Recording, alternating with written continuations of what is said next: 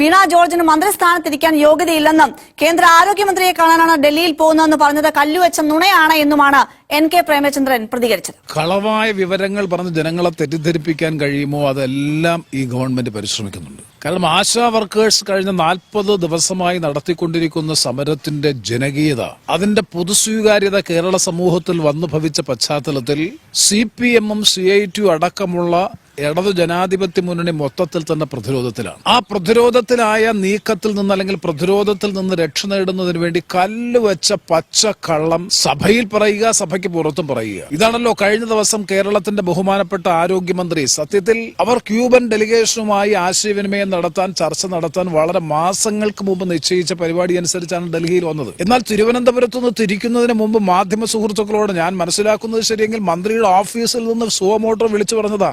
പ്രവർത്തകർ അന്വേഷിച്ച് കണ്ടെത്തിയതല്ല. മന്ത്രിയുടെ ഓഫീസിൽ നിന്ന് വിളിച്ചു പറഞ്ഞു ആശാ വർക്കേഴ്സിന്റെ പ്രശ്നം ചർച്ച ചെയ്യാൻ കേന്ദ്ര ഗവൺമെന്റുമായി ചർച്ച ചെയ്യാൻ വേണ്ടി മന്ത്രി അടിയന്തരമായി ഡൽഹിക്ക് പറക്കുന്നു. ഇതായിരുന്നു വാർത്ത. പക്ഷെ ഫലത്തിൽ എന്തായിരുന്നു? മാസങ്ങൾക്ക് മുമ്പ് ഗവൺമെന്റ് ഫിക്സ് ചെയ്ത ക്യൂബൻ ഉപപ്രധാനമന്ത്രി അടക്കമുള്ള ഡെലിഗേഷനുമായി ചർച്ച നടത്തുന്നതിന് അല്ലെങ്കിൽ ആശയവിനിമയം നടത്തുന്നതിന്റെ ഭാഗമായി വളരെ കാലേ കൂട്ടി തന്നെ തീരുമാനിച്ച ഡൽഹിയിലെ പ്ലാൻ, ആ ഡൽഹിയിലെ പ്രോഗ്രാം, അതിൽ പങ്കെടുക്കുന്നതിന് വന്നത്, അല്ലെങ്കിൽ അവർക്ക് പറഞ്ഞാൽ മതി ഞാൻ ക്യൂബൻ ഡെലിഗേഷനുമായിട്ട് ഒരു ചർച്ചയുണ്ട്, കഴിയുമെങ്കിൽ ആരോഗ്യമന്ത്രിയെ കൂടി കാണാൻ ശ്രമിക്കും എന്ന് പറഞ്ഞാൽ നമുക്കതിനകത്ത് ഉദ്ദേശശുദ്ധിയുണ്ട്, പറയുന്നതിനകത്ത് അർത്ഥം. ഇതങ്ങനെയല്ല. ആശാ വർക്കേഴ്സിന്റെ പ്രശ്നം ചർച്ച ചെയ്യാൻ വേണ്ടി ബഹുമാനപ്പെട്ട മന്ത്രി, ആരോഗ്യമന്ത്രി അടിയന്തരമായി ഡൽഹിക്ക് പറക്കുന്നു.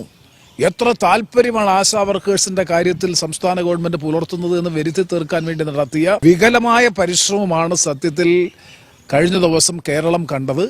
എന്റെ ചോദ്യം വളരെ ലളിതമായിട്ടുള്ള ചോദ്യം, ഒരു മന്ത്രിക്കൊക്കെ ഇങ്ങനെ പറയാൻ കഴിയുമോ? ഇത്രയും ഉത്തരവാദിത്വത്തോടുകൂടി പ്രവർത്തിക്കാൻ ബാധ്യതയുള്ള ഒരു മന്ത്രി ഇങ്ങനെ പൊതുസമൂഹത്തിന് മുന്നിൽ കല്ലുവെച്ച കളവ് പറയുക എന്ന് പറഞ്ഞു കഴിഞ്ഞാൽ ജനങ്ങളെ തെറ്റിദ്ധരിപ്പിക്കാൻ വേണ്ടി ശ്രമിക്കുക. ഇവർക്കൊക്കെ എങ്ങനെയാണ് ഈ ഒരു പദവിയിലിരിക്കാൻ, ഇവരൊക്കെ എങ്ങനെ വിശ്വസിക്കും കേരളത്തിലെ ജനങ്ങൾ? ഇങ്ങനെ ജനങ്ങളെ തെറ്റിദ്ധരിപ്പിക്കും. ജനങ്ങൾക്ക് നല്ലതുപോലെ ബോധ്യപ്പെട്ടല്ലോ. ഇന്നലെ അരിയാഹാരം കഴിക്കുന്ന മുഴുവൻ മലയാളികൾക്കും മനസ്സിലായി അവർ പോകുന്നത് ക്യൂബൻ ഡെലിഗേഷനുമായിട്ടുള്ള ചർച്ചയ്ക്കാണ്. വളരെ ബോധപൂർവമായി തെറ്റിദ്ധരിപ്പിക്കാൻ, ആശാ വർക്കേഴ്സിനെ അടക്കം തെറ്റിദ്ധരിപ്പിക്കാനും ജനങ്ങളെ തെറ്റിദ്ധരിപ്പിക്കാനും വേണ്ടിയിട്ടാണ് അത്തരത്തിലൊരു നാടകം കളിച്ചത് എന്നുള്ളത് നാടിനാകെ മനസ്സിലായി. എങ്ങനെയാണ് ഇത്രയും ഉത്തരവാദിത്വമുള്ള മന്ത്രി പദവിയിലിരിക്കുന്ന ഒരാൾക്ക് ഇങ്ങനെയൊക്കെ പ്രവർത്തിക്കാൻ കഴിയുക എന്ന് പറഞ്ഞാൽ അവർക്ക് ആ പദവിയുടെ മാഹാത്മ്യം അല്ലെങ്കിൽ അവരിയ്ക്കുന്ന പദവിയുടെ ഒരു ഔന്നത്യം മനസ്സിലാക്കാൻ ആ ബഹുമാനപ്പെട്ട മന്ത്രിക്ക് കഴിയുന്നില്ല. ഇത് മാത്രമേ ഈ കാര്യത്തെ സംബന്ധിച്ച് പറയാൻ കഴിയൂ.